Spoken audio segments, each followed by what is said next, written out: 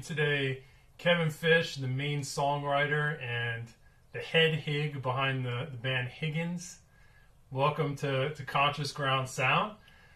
It's great to have you here today and to get to talk to you about your musical career and also your new album Ends that came out on May 5th of this year. Thanks a lot, Jay. It's a pleasure to talk to you. Likewise, man. It's great to get this opportunity. So, it's been a little over a month now since the album came out, and I imagine you must feel pretty good to have a follow-up to your Straight A's album. Yes, very much so. It had been a long time in the making, but it's always these songs kind of bubble along with everything else in life for a couple of years. I don't work very quickly, but usually by the time I'm ready to present it to people, it's a really cathartic experience, you know. Right. Yeah. So, from my perspective, with Straight A's, you had kind of like a theme going on. It was, there were songs that were related to each other in the kind of, I think, coming of age, kind of school days theme, and you presented that on the album cover, and you had the yearbook photos on the inlay. Yeah. And songs like Do You Still and When I See Her, they were kind of like retrospectives. And you even had a song, Public Speaking was the instrumental that related to that theme as well of school days. Is there any type of theme that you were bringing forth on your new album that maybe is apparent to you now or that you had an idea of going into? Well, you're definitely right about Straight A's, like the school days and coming of age were definitely weighing heavy on my mind, and I'm glad that it came across in more of like a solid theme to you.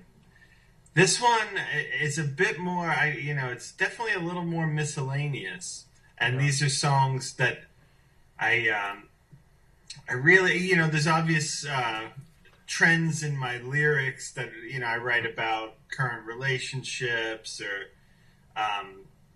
things that I'm thinking about as a 30-something-year-old dude, But and I think the unifying theme is that it's always, there are always songs that come from me at this time in my life, so they don't have a general, like, well thought out concept to them, but they're just songs and musical tidbits that kept me really interested over this bunch of years that I was writing. There was certain songs that I had recorded that I really liked in the beginning and maybe just lost interest in, but these 8 songs definitely had something that kept me like inspired the whole time. So like an eponymous type of album that carried you over from the last one while you obviously were going through some busy things in your life. Yeah, absolutely. Yeah. And it wasn't, I didn't have, when we recorded Straight A's, we kind of had more of a band. Yeah. And there was more people involved and there was more personalities, which I loved. But this, and it was definitely more collaborative in spirit. This one, just by the nature of how life was over the past bunch of years, I just, I would get together with Brian every once in a while, the drummer, Brian Cantor, who's a great old friend of mine. Yeah. And but for the most part, it was me kind of like orchestrating or, fucking around with my, sorry, can I curse? You can do what you want, man. This is a free zone here. Yeah, you could also get naked too for an interview. I mean, yes, I'm going to any moment now to keep people interested. All right. So it was more of a personal kind of exploration. I definitely I had a few collaborators in the beginning, but a lot of it was just me and my partner that produces the stuff with me, Travis, kind of finishing along and him helping me just guide it sonically to where it needed to go. And over like what time period were these songs recorded and conceived? Like how long of a period were you working on these?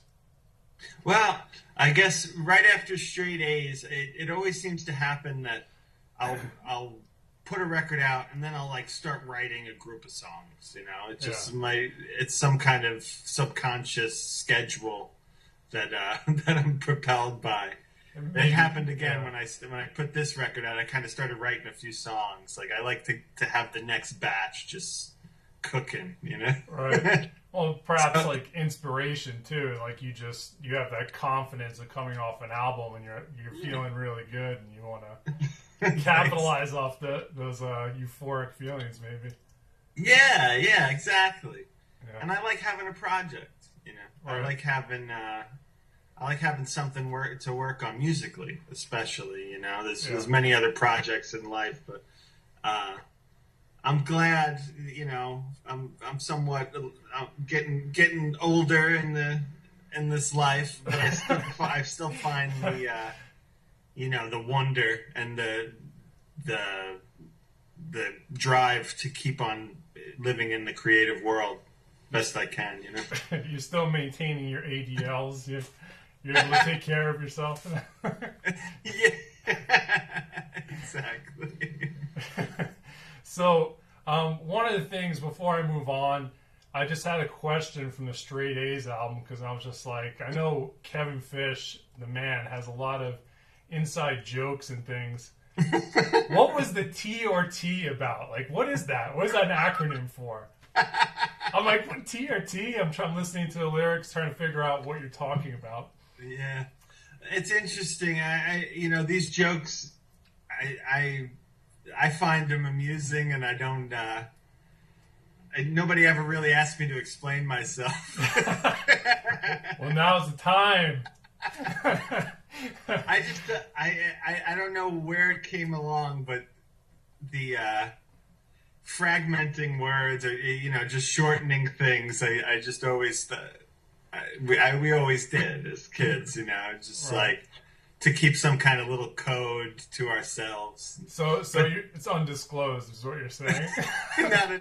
T or T basically just meant this or that. Oh, okay. I thought you were going to ask for a recusal, maybe not. No, it was going to be the name of the record. I was going to call it T or T. Inspired by TNT, the Tortoise record that we love. Right. And, but just like a dumber version of it. That's great. I'm glad I asked. Let's see.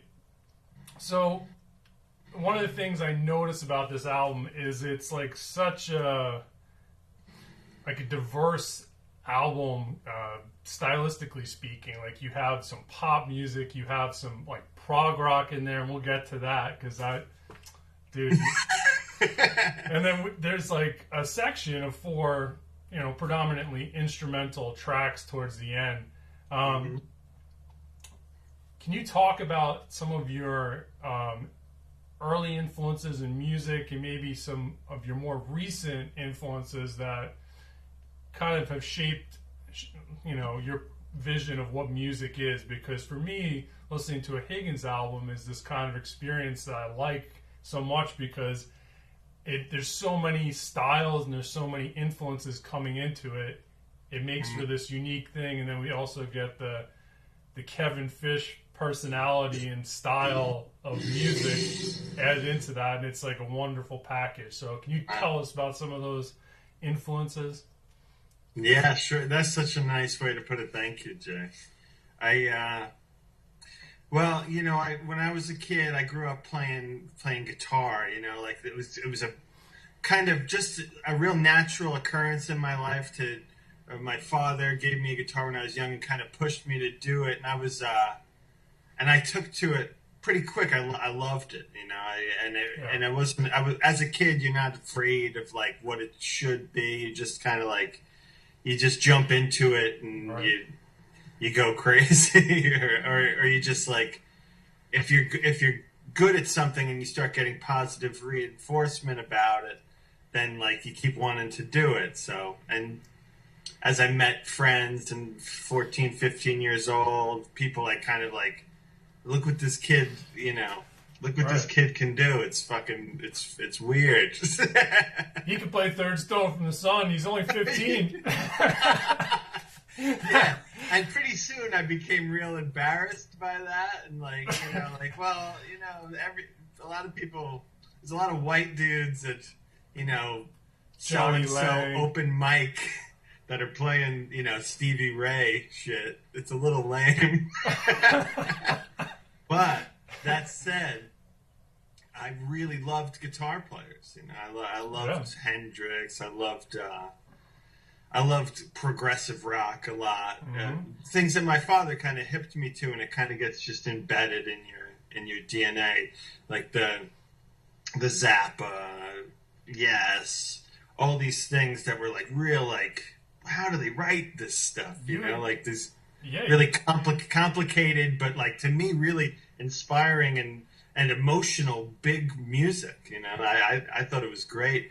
And a lot of people find it pretty off-putting. No, I would tend to agree. I mean, you were my gateway to Yes and Zappa, and I remember going through those LPs like The Weasels Rip My Flesh, Waka Jawaka. I mean, all this great stuff like down the road. I mean, it's like an endless catalog, especially with Zappa. I mean, I know, and that stuff. I always, as a musician coming up and wanting to play music and trying to like find my place in the world, I really wanted to be like a Zappa or somebody that has like this like constant seeming creativity and output, this real honed in ability to just keep writing and write far out stuff and really intricate in this. And then when I started getting into my 20s and discovering a lot of bands like more indie rock bands or getting more interested in pop songwriting, like I always loved the Beatles, and the Beatles were a great blend of that kind of intricacy and real concise, beautiful pop emotion. Right. So when I started writing songs, that's the world I kind of fell into, was these more concise and melodic expressions. So I always longed to be able to write a 40-minute prog song.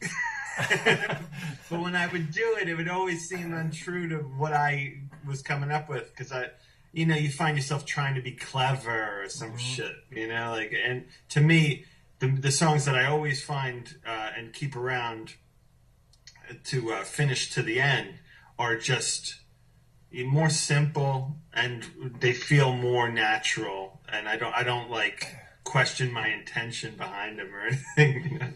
So that's a good segue at this point to talk about the prog track on the album, which I was particularly excited about. I mean, this is like one of the songs I really feel like the music world should stand up at attention, because it is such like probably one of the best tracks of the year, 2017. How could you? And the thing I want to ask about this track first, because there's different layers of my question. In one spelling of it on, I think it was Bandcamp, I bought the album.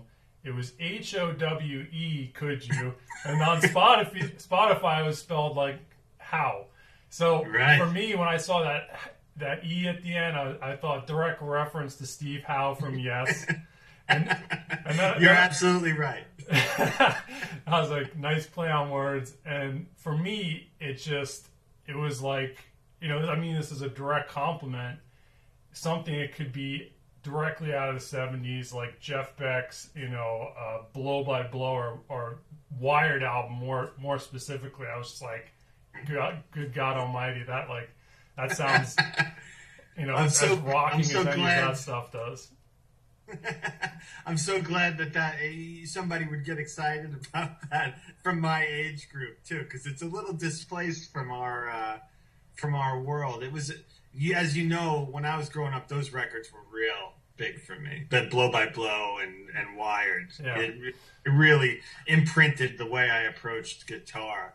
And yes, Steve Howe is an immense influence and inspiration for me. Still, I still listen to those classic Yes records, and just my hair stands up on the back of my neck. I thought he was just like the most beautiful guitar player. Oh, without a doubt. And he never he would never cheap you out. You know, he'd always be playing at the top of his ability and coming up with the most interesting but still somehow and complicated but complementary parts to the song. And all those guys from Yes were like that. They were always firing on all cylinders. You know, it's really cool. Yeah, the clap. I mean, that was one of the things that he did. That acoustic piece that really was the clap. Yeah. Was it's amazing. Classical, fused, rock, country style finger picking type thing. That was like a revelation for me when I heard that. And then, absolutely, he, of course, long distance run around. So many great songs, guitar heavy, rocking riffs as well. So, that one, South Side of the Sky, off of Fragile. I know the album. I don't know if that one by name. Oh man!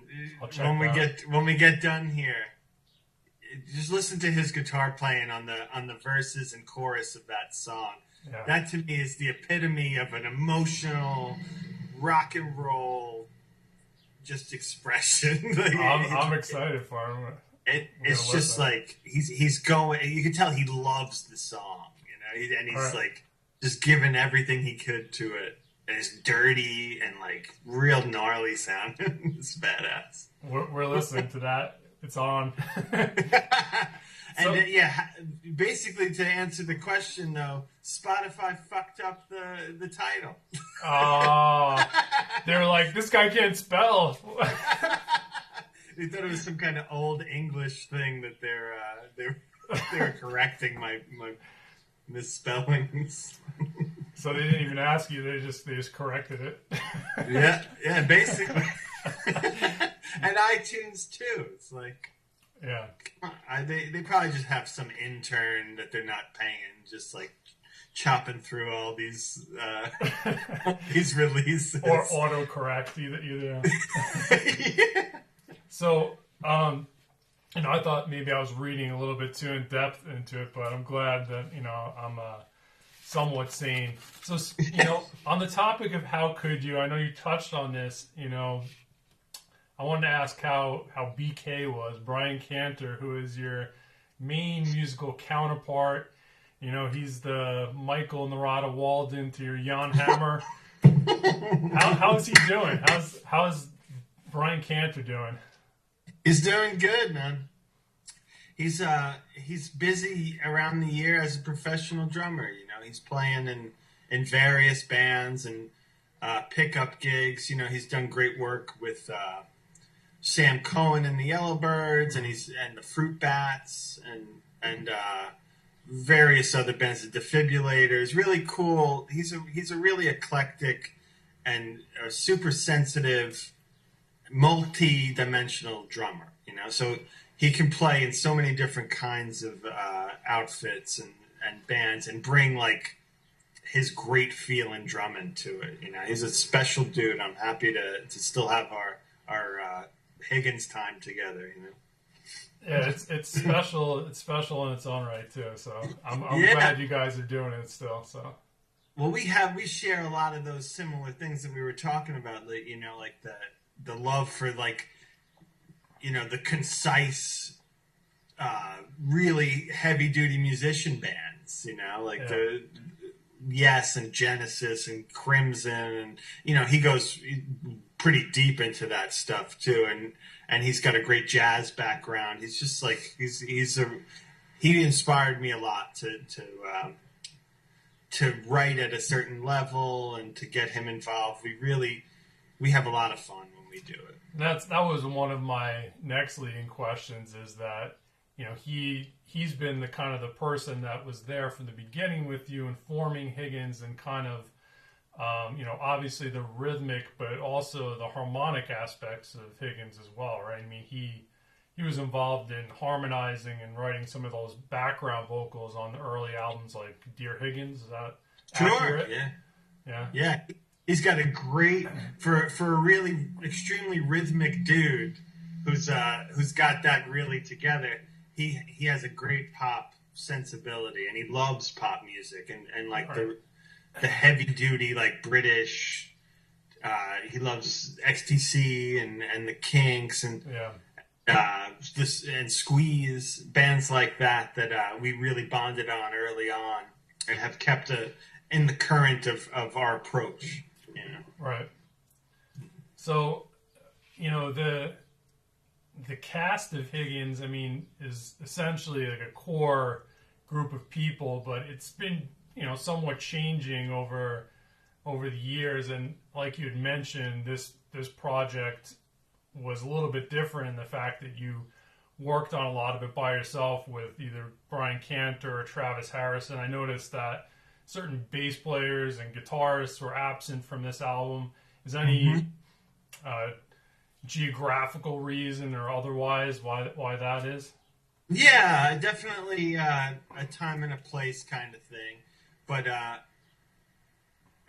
Billy Murphy, who's a really good friend of mine who played on the last record and toured with us when we did our short tours, he had a baby and got married and kind of became unavailable. And also my friend John Warren, an old friend that you probably remember from the New Paltz days. He was always involved in some capacity, and still really great friends that I keep in contact with a lot. Just, they're both in the city or Brooklyn and Jersey, and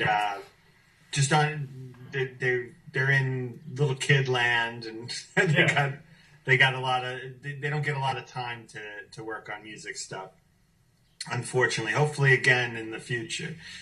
But Josh Kaufman, he played a bit on the record, who's a really great old friend of mine, and a genius musician. He's been busy on some crazy projects. I've been following him. He's played with Bob Weir on Blue Mountain. That last album has great tunes, like country western style cowboy music. Not only played, but like co-wrote and produced the record. Produced it, yeah, exactly. And that and so many more projects. I can't keep track, and unfortunately we haven't been able to see each other in a long time. But I'm so proud of him. He's really he's the most deserved guy for this kind of success. Because he's so great to work with. He's an incredible musician, and he's so diverse with what he can do and express musically. In the past, he's done a lot of the strings on our records and multi-instrumental work. But ultimately, just like what he brings to a project is just a great personality and a great work ethic too. Yeah, I think for him, the thing that I was really excited for him in those New Paltz days. I remember him as a huge Dead fan and just playing Dead songs a lot on the guitar and singing. And then to get the opportunity, to work with Bob Weir, that must have been like, one of those lifetime achievement things that you'll never recover from. Right, it's incredible. It was so far out to see some footage of them playing together, and him and Sam, who also is just a mega talent. Yeah, but his latest solo album, like we talked about, I really love that album. Cool It. Yep. Yeah, it's a fantastic record. I guess they're making a new one, and he's been doing a ton of projects as Danger Mouse. I saw that. Yeah, they're doing covers, right? They did something for an Amazon show called Man in the High Castle. Right. And also he's produced he's on Danger Mouse's production team or something. Oh, no kidding.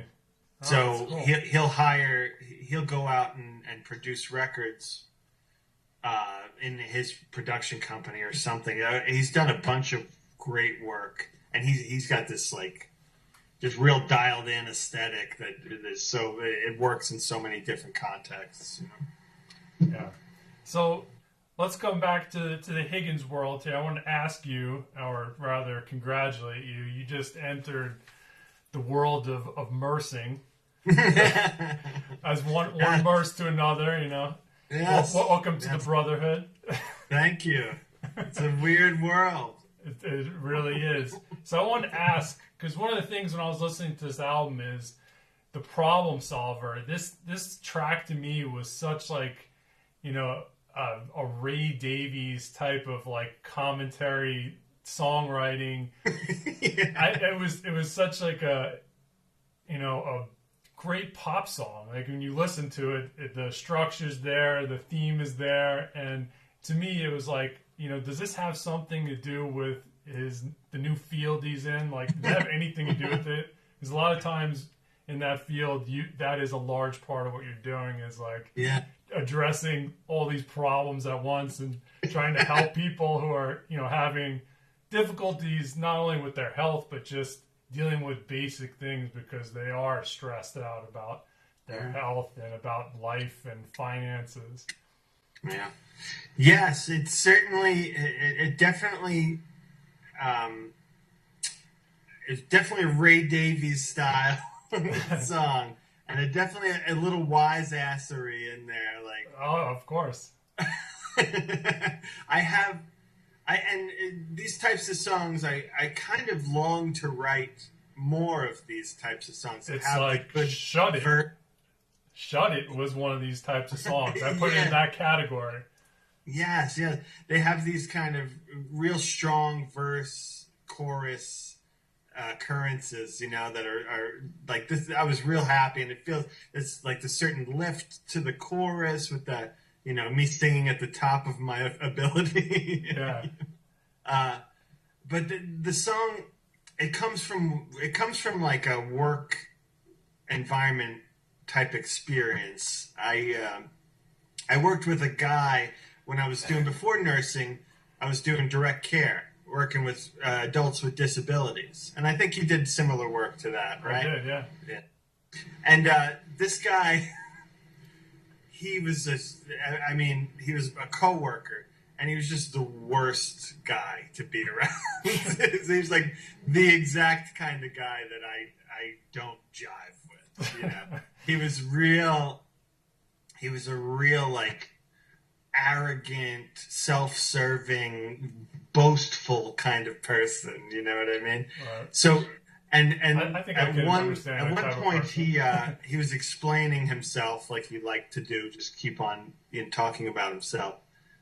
And he told me, he's like, well, I'm a natural problem solver.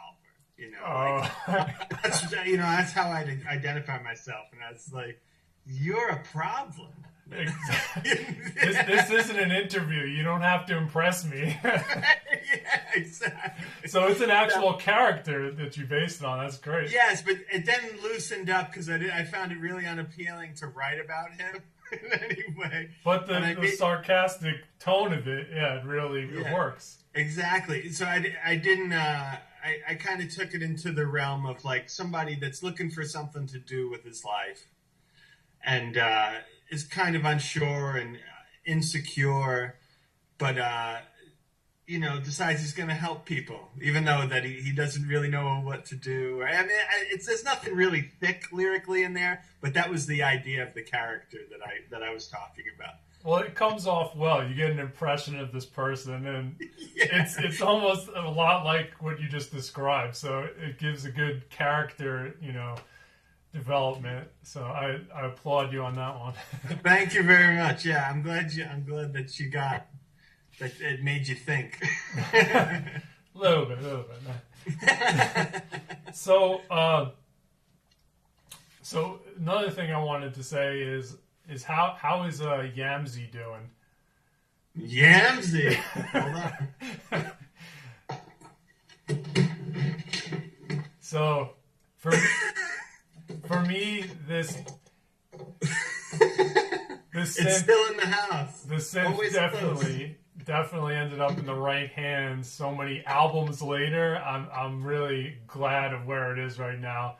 from it. I Came from my, remember trying to figure out what the fuck it was. we were like, is it a PA head or something? Exactly.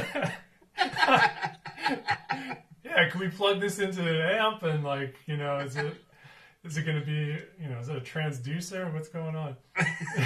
And we just let it freewheel over jams, and just we didn't know how to stop it. We just had to turn it off. Yeah. Are you using that a lot in your compositions? Is that coming into a lot of your work? It's definitely always on the tracks. I think it's on every track on this record. So it's a super versatile instrument then. It really is. I stumble over something new that it can do every couple of years. But I get stuck on the Portamento, SK1 type sounds it could do.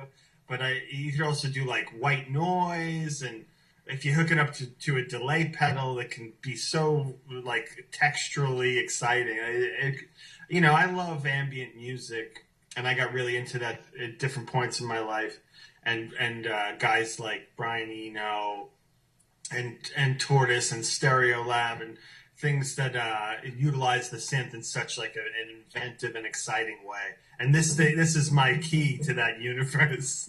That's beautiful. I mean, that's one of the things that I totally love about new pop music is that it brings that synth element into the acoustic and also electric instrumentation of a live band. The marrying of those two things is I think what is is making great music in the past and in the present as well. I mean, to my ear, obviously. Yeah, exactly. Yeah, you can use it to such great effect, the synth stuff, and I never needed another one beyond this. I have my my Wurlitzer electric piano, and I have this the Yamaha synth and a couple of guitars, and yeah, I'm usually pretty stoked. You have a lot of diversity in your sound. So to keep going on the Ands album here, the track Older, I know that you had Sam Cohen playing guitar on that track. And there's a lot of, borderline guitar or synth guitar sounding things. And is that him in the beginning playing guitar synth and then doing the solo halfway through as well? What's happening in that song? Which roles were yours and which were his? Yeah, well, that track was one of the first ones I wrote for this record. And I was really excited about it. I was enchanted by the chord progression that I stumbled upon. It goes through a few key shifts. Yeah, it's very modal. Yeah, and I really liked that minor feeling of it, kind of spooky, and psychedelic. And what Sam and I was definitely listening to Sam's music a lot when I wrote it, and I was because he does a lot of that kind of a lot, the melody and those classic Pink Floydy, early Pink Floydy, Beatley type of sounds. So I wanted him to play on it, and he thankfully agreed. And basically, all the guitar synth stuff is him playing guitar through this I don't think it's I forget the name of the pedal. It's not one of those Moog Fugger pedals, but it's one of those synth pedals where you can mess with the cutoff and the resonance. And he had this wah-wah type pedal where you can do these great EQ sweeps and get those swells that you hear in there, yeah. Yeah, so that's him playing through delay. We went through the song a couple of times. He's such a quick study and such a really intuitive musician that he was able to we played through it a few times, and by the third or fourth time, it was all basically live. I think most of the vocal. I think I overdid the vocal to make it because it's hard to sing quiet in that kind of close range when you're playing live with a band. Right. But he basically did one take through that, and we learned the organized solo section. I doubled him on piano, and I put the piano through like a twin reverb or something to give it this funky, cool. haunted quality. So he did. He just kind of blasted it out, dipping in and out of the song and doing these intuitive jabs and spatial sounds, and we kind of kept the whole thing. It came together real quick. That track to me is just like one of my favorite tracks on the album, but the guitar work on it, like you're saying, very atmospheric feel. The lyrics were they're evocative but kind of cryptic. You don't know exactly what you're talking about. It was a mysterious. Yeah, that's to me those are the kind of lyrics that always keep me always keep me interested in the song, where you're hinting at certain things and following certain tangents or whatever, but they don't necessarily form like a real linear story or anything like that. Yeah, it's kind of a dreamlike quality. You can project, your own reality into it, type of thing. As a listener, you're thinking about it. So the other I guess parallel I have to draw with that song is that it gave me a distinct Phish, the band feeling. Like, what's that? It gave me a distinct feeling of the band Phish. Oh, really? Yeah, the funkiness of it. I mean that as a compliment. I know some people, by your reaction, you're like, fucking. I love that band. I have a real special place in my heart for them. Likewise. Yeah. So and they definitely. I mean, I remember listening to them for the first time with you, in Andy's basement, and just being like, "There's people doing this right now." Right, that are making progressive rock on the scale that Yeah. We imagine. You played me Lawn Boy or something like that. That was one of my first albums. Yeah. Yeah, and I just couldn't believe that that was happening. There was nothing. They had nothing to do with popular music that we were being exposed to. Right. And they can really play, and were writing at such like a high capacity. It was just like they were like feverishly complicated. I loved that. Right. And they could create it, and they also had this weird mood. This weird. Like often cryptic type lyrics that were like really interesting to me when I was younger, and just so musical. I love that. Excellent, and that influence came through to me. Like I heard that when I heard that song in the beginning, that intro. You're definitely like in a Phish Space Jam. There, you're like, that's what I was thinking. But then it segues, and it's distinctly the Kevin Phish Higgins track when the vocals I love there's that middle section with the kind of orchestrated piano guitar interlude. Right. I that definitely I never really put it together, but that definitely has a bit to do with Phish's melodic style, for sure. Cool, man. Oh, that's interesting, and I'm glad to give props to Phish, because I think a lot of people nowadays, especially musicians, have this snottiness about jam bands, but I think Phish inhabits its own category because of their musicianship and because of who they are. I mean, they were, a band that went into, free jazz. They did, all kinds of projects.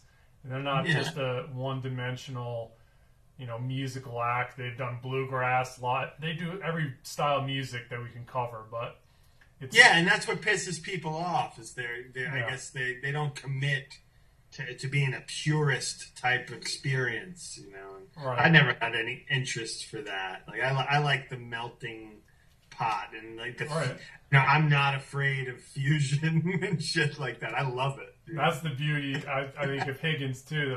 That I could draw the parallel between those two bands is that you are on that same level as far as incorporating ideas without drawing these barriers or lineations of what my sound is and what it has to be and what audience I'm appealing to. It's like I'm gonna bring whatever comes into the mix to make good music.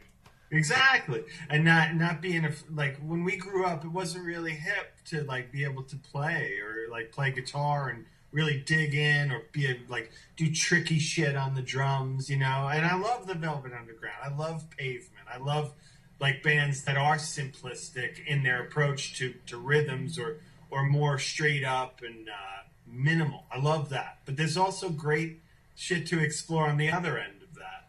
All And right. yeah, I never drew that line of distinction. Like we have to keep it, We're getting too... well, just floor tom for the whole record. Four on the floor, boys. Four on the floor. Yeah, exactly.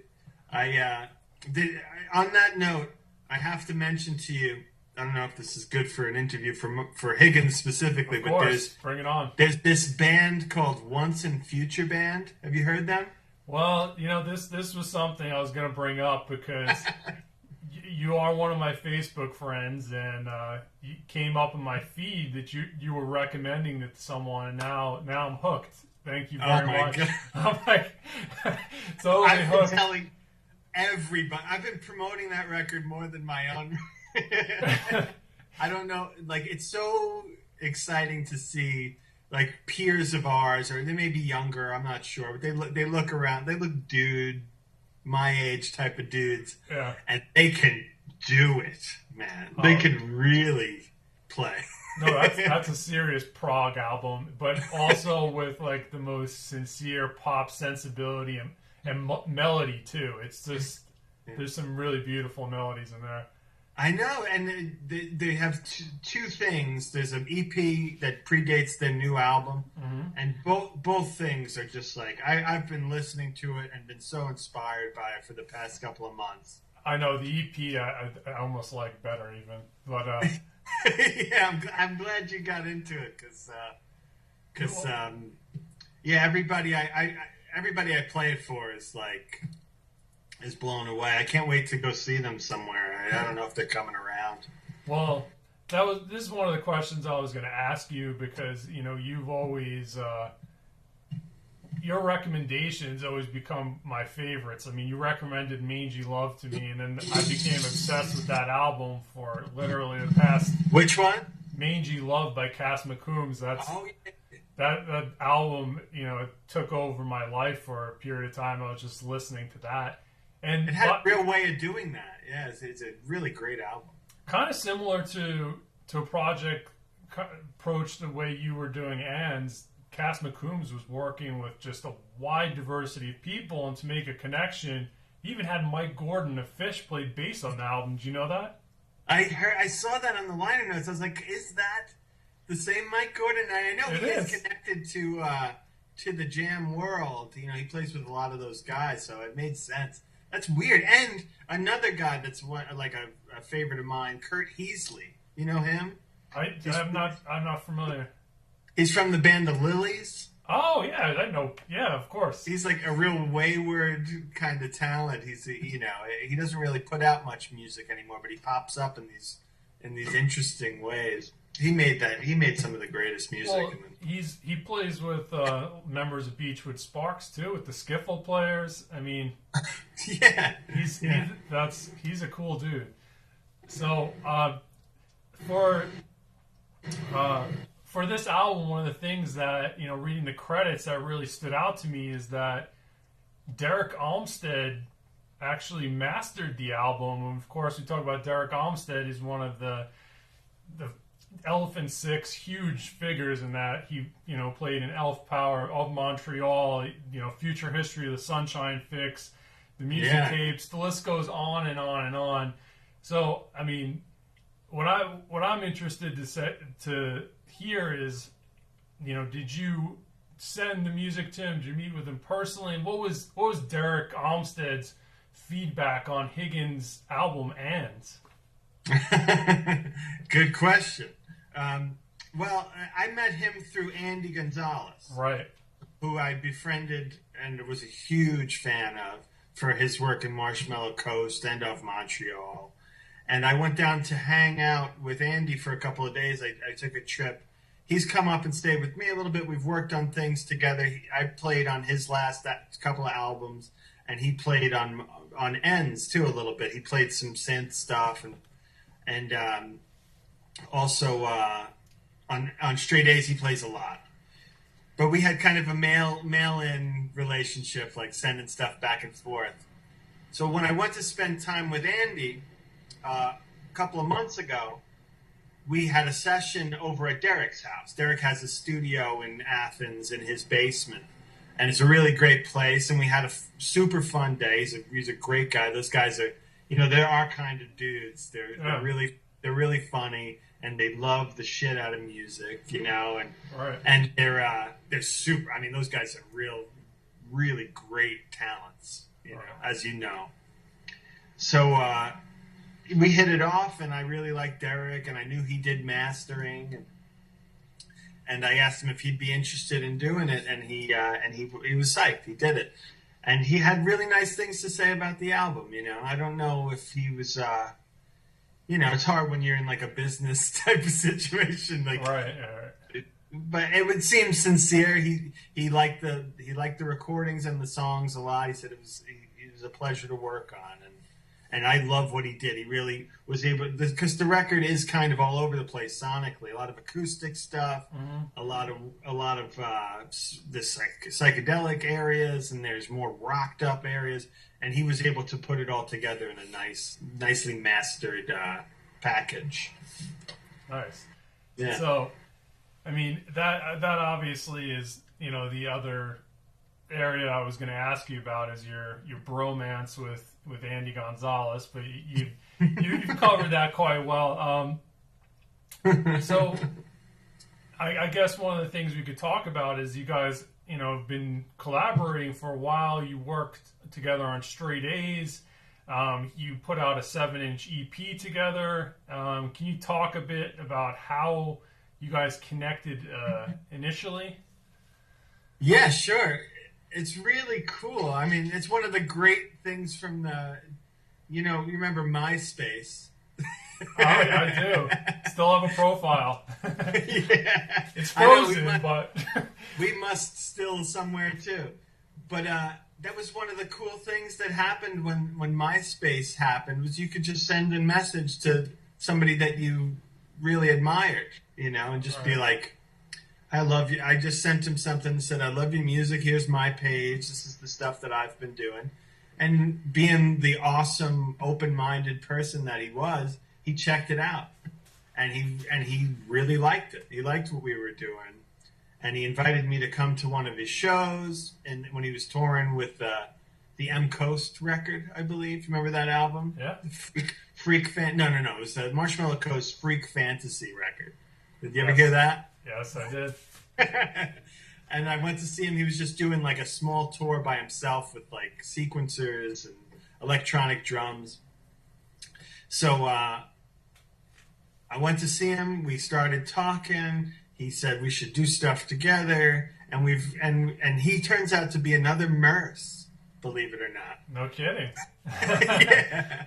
Yeah. So he's living down in Athens with his wife, and he's Mercing and still making music. And I was thinking of going into that realm. So we ended up starting like a really organic friendship from there. I think we need to start like international Merces associations. We can like Merces who rock.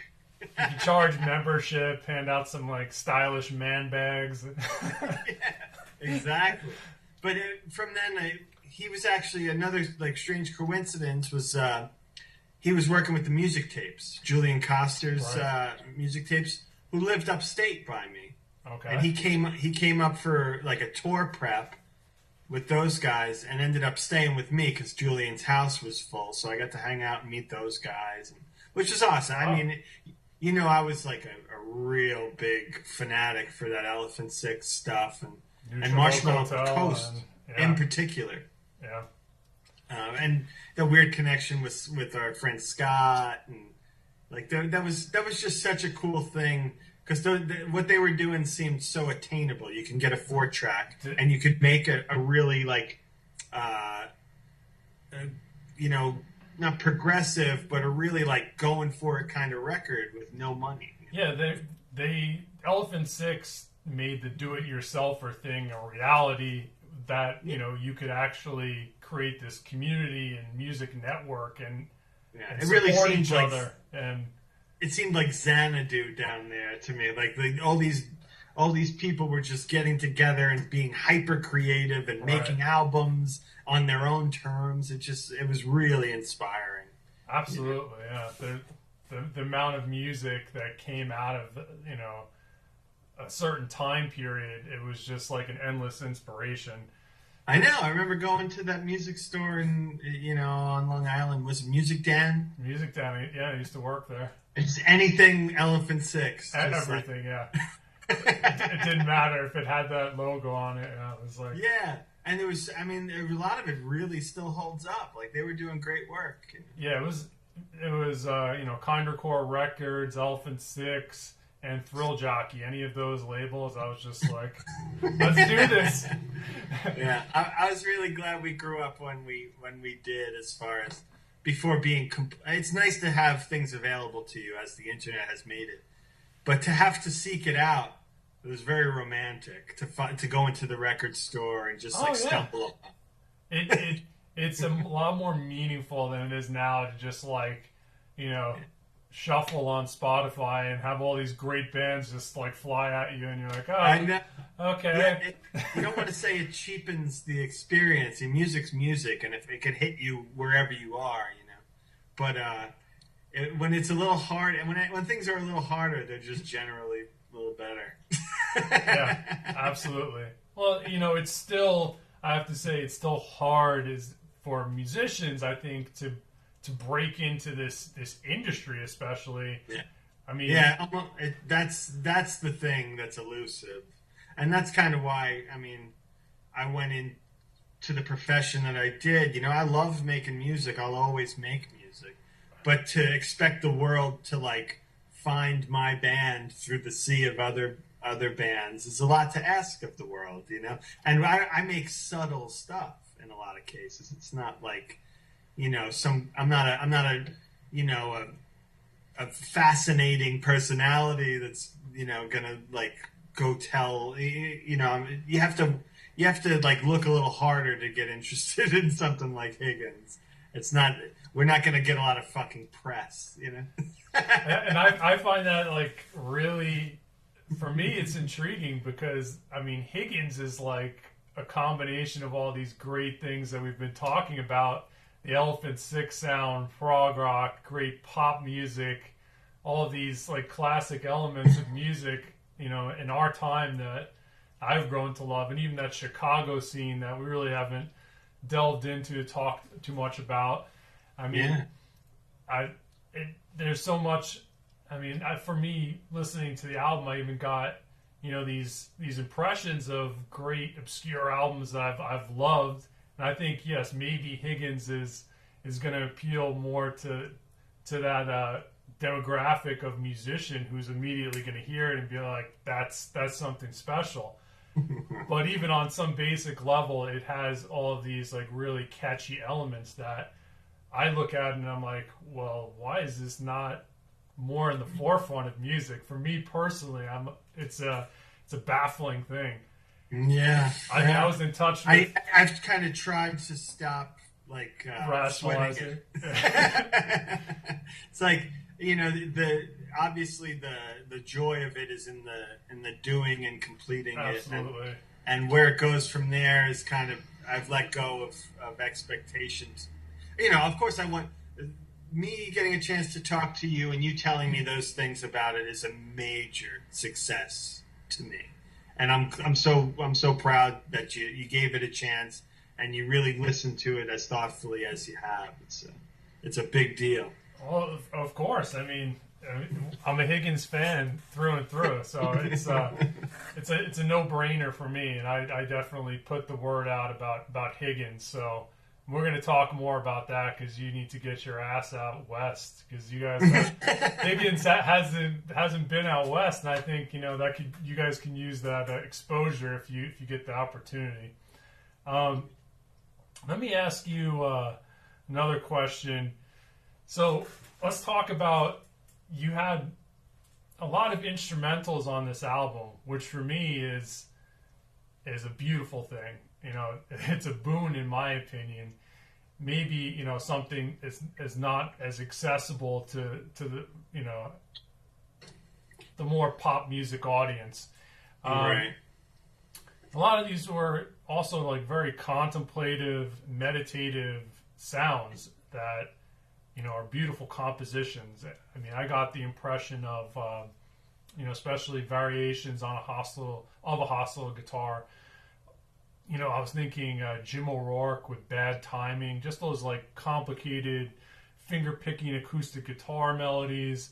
It's very, you know, reminiscent of a lot of beautiful things. It, you know, brought back memories of, you know, bands that, you know, I vaguely have memories about, like Gastro del Sol and Yeah. Oh, that's cool. And that stuff, yeah, that stuff was really, really exciting for me when I heard it. And Jim O'Rourke's work in particular in the early 2000s, 90s. That year, is it Bad Timing, or there was that EP that he had. There was like 5 songs on it, and it was just the perfect album.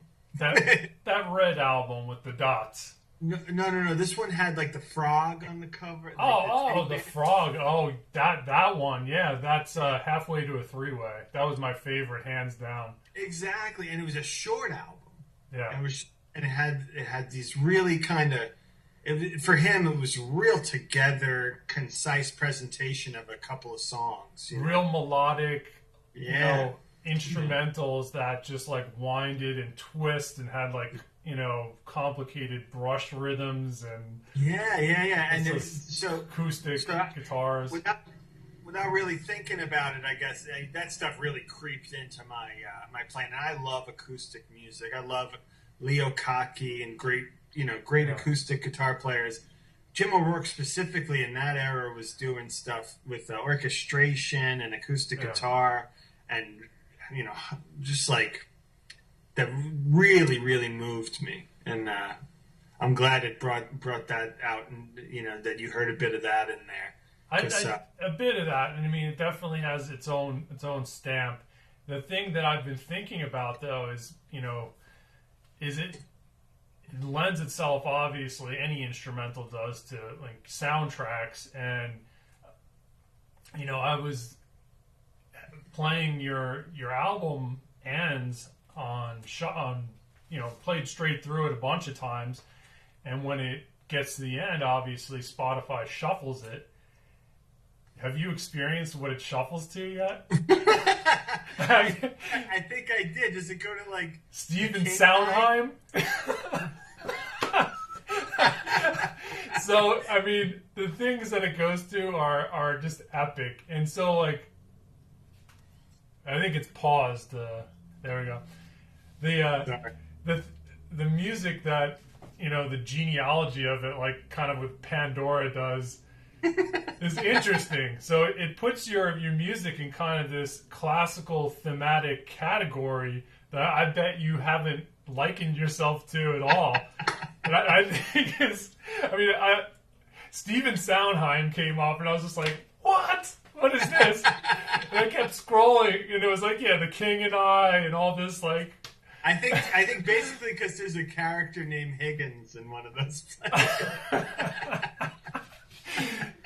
But I think it's also theme material, because for me, especially the digging out, the glugging, digging out again, glugging, that track, from listening to it, and as someone who went to music school and studied classical music and, you know, thematic music in particular, and a lot of these, you know, composers were, you know, thematic composers like Stravinsky, for example.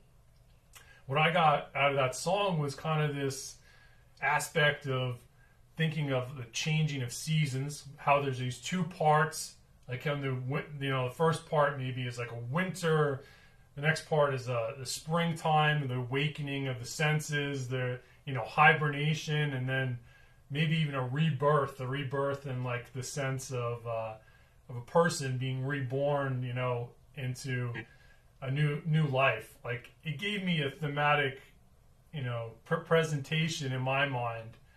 Can you talk a little bit about that, or if that entered your mind at all? I mean, it was, and definitely from the title, it has that, the digging out thing is like, I wanted it to be evocative, and I didn't have a specific story behind it or anything, but very close to what you're saying. I wanted a major shift in, like I was writing that part, and it's deep, like things are way in the background, and it's slow and kind of pretty, but it kind of drags along. And then when I wrote that other part, and it changes tempos a little bit, it gets a little faster, and it's more dominant, like major, as opposed to the weird kind of cluster chords that are in the beginning. Right. It really opens up, and it gets a little more determined and more expansive in a way. I just liked the idea of having these kind of polar sides to the song, and I'm kind of a meandering journey to it, but certainly meditative and thought-provoking, and I love that it reminds you of those like monster composers. I wish I could write at that level. Well, I mean, as far as writing thematic music, it definitely. Some of those, that track in particular reminded me of like a thematic thing, like you're not doing classical French impressionism, it's not Debussy, but things like Prelude to the Afternoon of a Faun. Obviously, you listen to that and you can imagine the whole scene of in the woods with this deer. But I got a similar type of visual and impression of kind of an instrumental theme music, which I thought was really interesting, and I suspect is why it shuffles to all these different types of classical music. I suspect it's not just the Higgins connection. But, I hope so. Yeah. I thought that was super interesting. I was like, no way. What's going on here?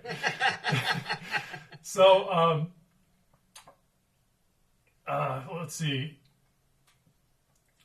I know it's like it's never any musician's ideal topic of conversation to like look back into the past, things that you've done in your career.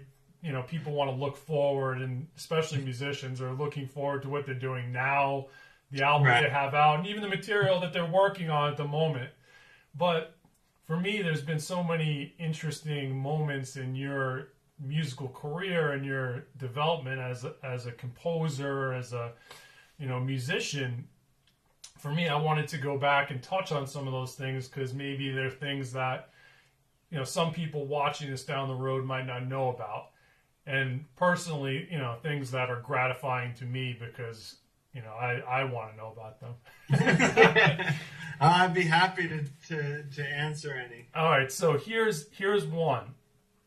The first EP that you recorded at Rock and Reel Studios back in the day, there's some great songs on there, like that Had a Chance song. Like that was like a perfect pop song, man. You don't even know.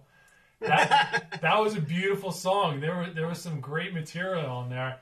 Is there any inclination for you to be releasing material like that in the future on your label, on Serious Business Records, or on any capacity, or is that kind of buried material? Thank you for asking about that. I think about that record pretty rarely, but I forget there's a few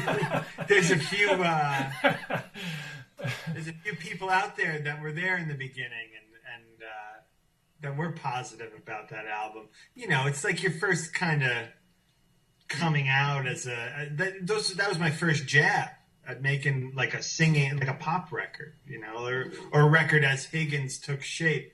So it was your naked baby photos.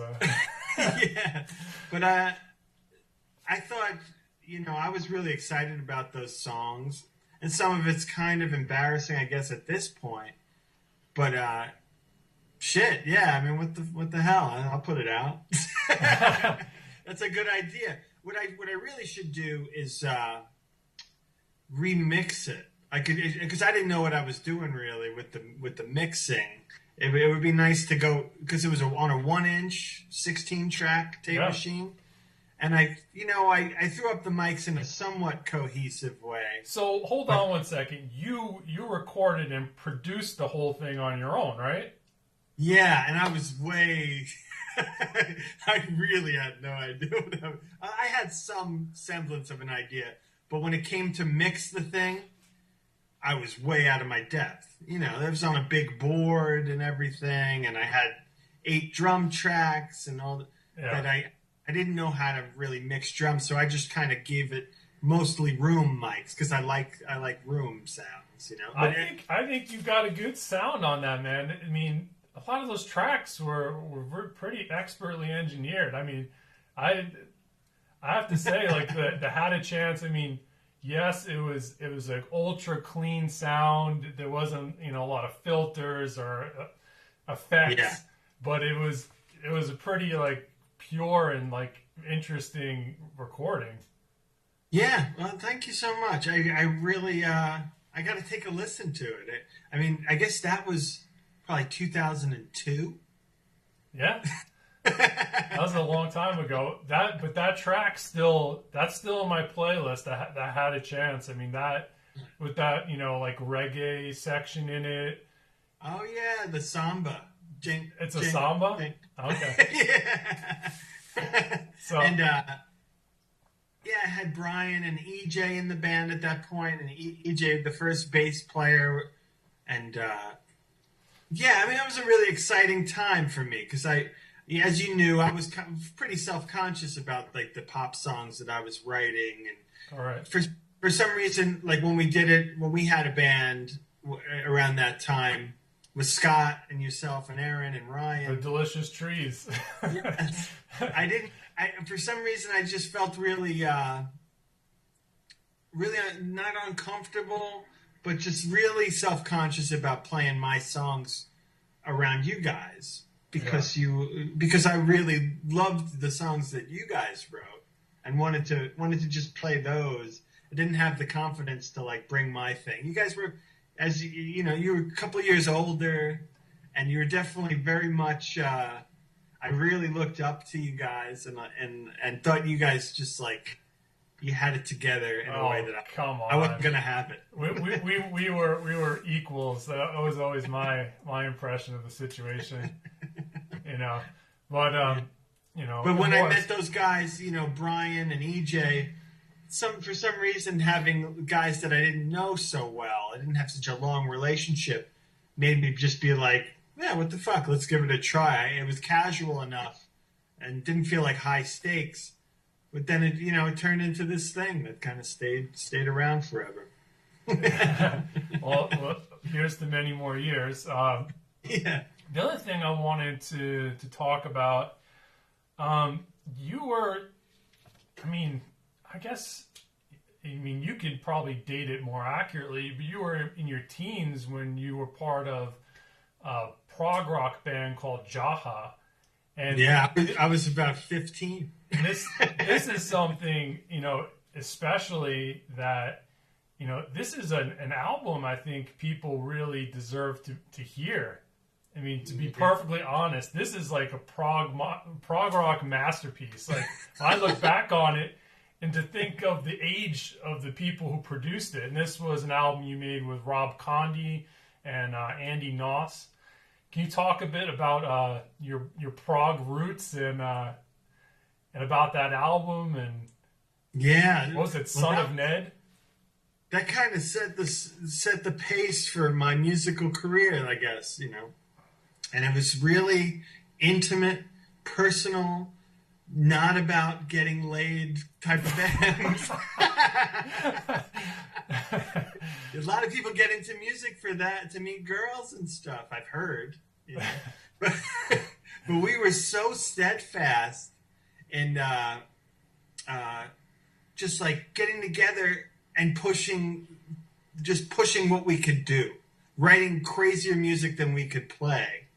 and just hammering, like working hard for these, this weird young person's drive, you know, to like, you know, just be hyper creative and really get as weird and focused as we could. I really look at that stuff and I find I feel lucky that I'm not embarrassed by the band I was in when I was 15, 16 Well, exactly. Years old. I mean, how many people can say that? Yeah, because you had Rob Conde, who's a mega genius. Right. You know, he actually is a rocket scientist. Literally. So that helped. And me trying to match his kind of energy, I had tricks up my sleeve or faculties that I got pretty early on when I was a kid. So I could play hard stuff. I didn't really understand what I was playing, but I was proficient, and I could learn weird figures and things like that and remember them. That was always my kind of gift as a musician. Was I had a really good memory for music, and I could play kind of with reasonable amount of feel. I could play pretty tricky stuff, which was cool, a cool thing to have when you're a young guy. And Andy and Rob, we just really liked hanging out and coming up with these like we used to laugh hysterically at all the changes that were in the song, and we never really we could never really play it perfectly, and we were fighting to get there. It was really fun. It was a really good drive to like, and a healthy thing to do as a kid, you know, as opposed to just, I mean, we still smoked weed and drank 40s, but after practice. Well, you know, that material still holds up to this day. I mean, various points have gone back to those recordings, and when I've lost them, I've, contacted Rob Conde and was like, hey man, you got to send me the Jihad demo. I mean, it's like it's missing in my life. So, yeah. I mean, this is something that I think, possibly down the road you need to, once you gain some more notoriety, you need to release it to the world because it's amazing music. Yeah, thank you. I agree. And I love listening to that stuff. Whenever I saw Andy Noss, we're still close friends. So I still see him every couple of months here or there. And he played me, he still has like rehearsal tapes from us getting it together. Oh. And you're probably on the couch. Like, listening, taking the whole thing in. Chilling. Dude, I was whenever there was a Jaha practice, I was typically there hanging out to witness the whole thing. I know. And yeah, I mean, we never, the weird thing about it is it was so organic and natural, the way we went about it. We had no expectations. We weren't trying to get gigs even. We were just like trying to make this music. And that started early on, just like, that was always something I needed to do after that. I needed to like make a record. Just work on some songs, and it always does it for me. I wish I could do it more, but it always really feels good to work on the stuff and bust your ass and sweat it out and then finish it. I really love it. Yeah, I was very proud of you guys at that point. I mean, to have friends and, when you're that age, to accomplish something that big was a big deal. And then, I don't know how you hooked up with that guy, but he was a engineer. He, lived in a mansion on the North Shore. And, he really could give a shit less of who he was recording. He thought you were just a bunch of dumb kids. But the album you were making was spectacular. You didn't realize it, but it was. Yeah, I know. There was a lot of weird, cooked 70s dudes that had studios in the 90s. Yeah. That maybe they had a lot of money for some other reason, family or whatever. but they were still trying to still trying to get local bands to record, and that was just one of those situations. And that's like, I'm really glad I had that experience to see. That's not what I want out of a recording experience. I don't want to go to some weird like guy that's trying to kick a crazy blow habit. That's a good way of putting it. Hang with my friends and like fuck around on a little machine that sounds sketchy, but you get the personality of the ideas. Yeah, I mean, I was at that recording session, and I remember how fast he was. Like, you were doing like pretty much a couple takes, and it was like, all right, that's enough. Let's, next song. It's like, yeah. We almost bailed on the best thing on the record because Andy was having it was a hard fucking drum part that Andy wrote, like this crazy thing, that calypso thing. Yeah, was it like? And we couldn't.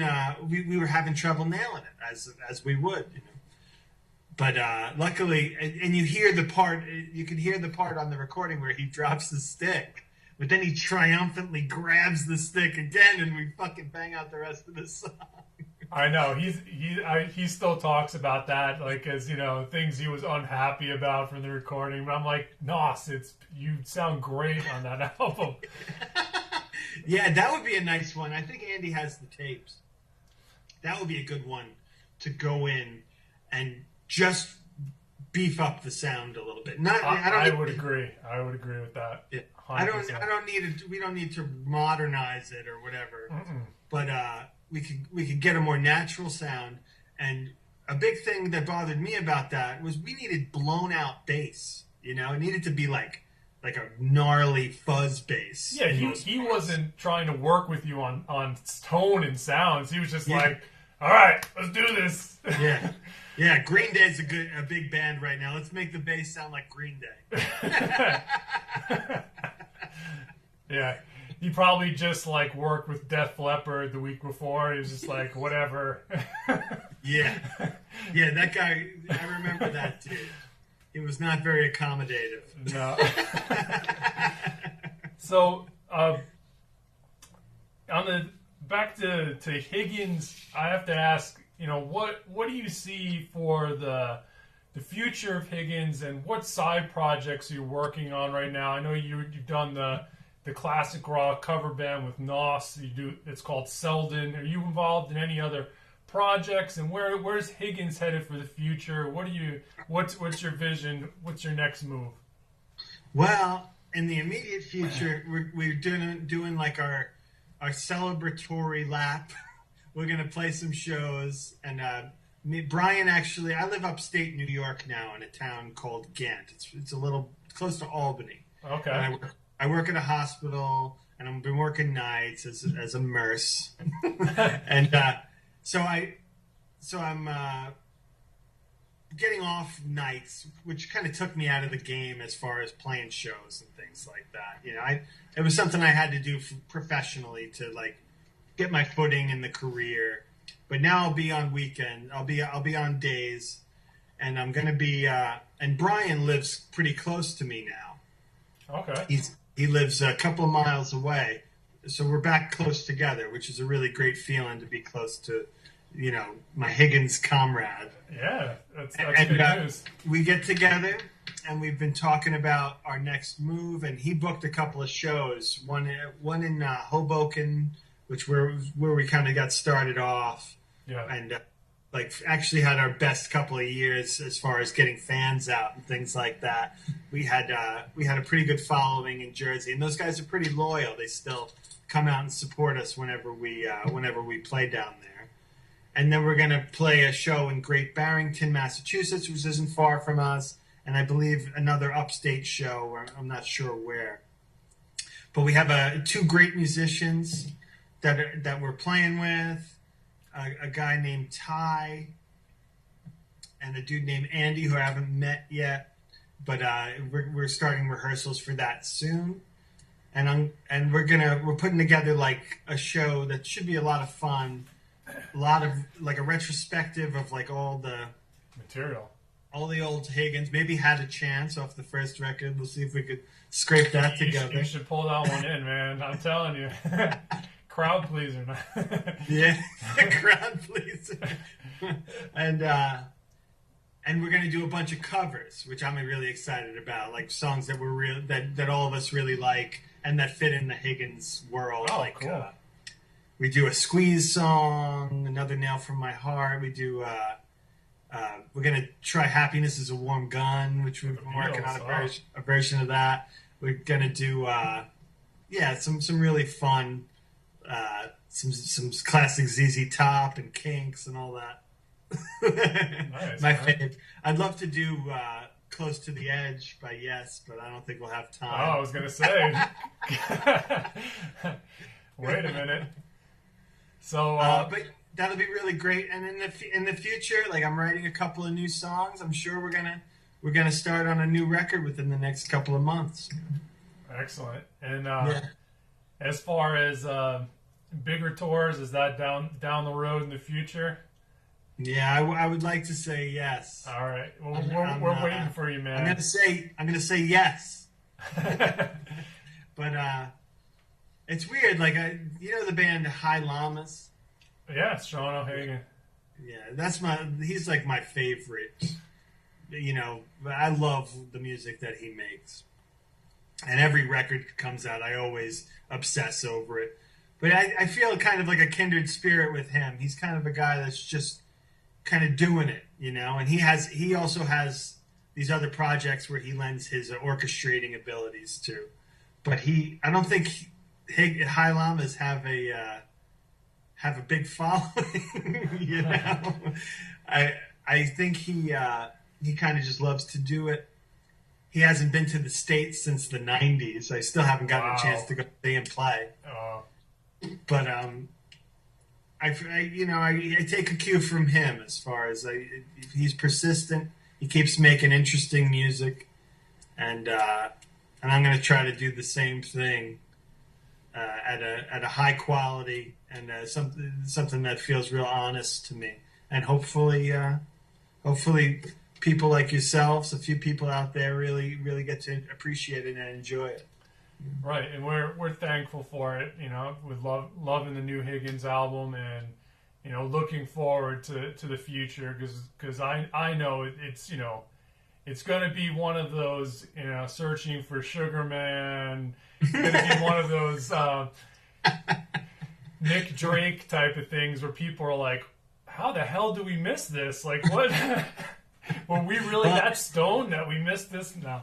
I'm going to try to stay healthy and keep my head together so I can enjoy that. Yeah, dude, the senior tour is going to be it's going to be hot. I know. Yeah, I'm going to keep my exercising and diet straight so I can participate in that. No, I'm excited for the future of Higgins, and even if it's just hearing more new releases, that is something admirable, and I think is you're making good headway from one friend to another. Nice job, man. Congratulations on the new album.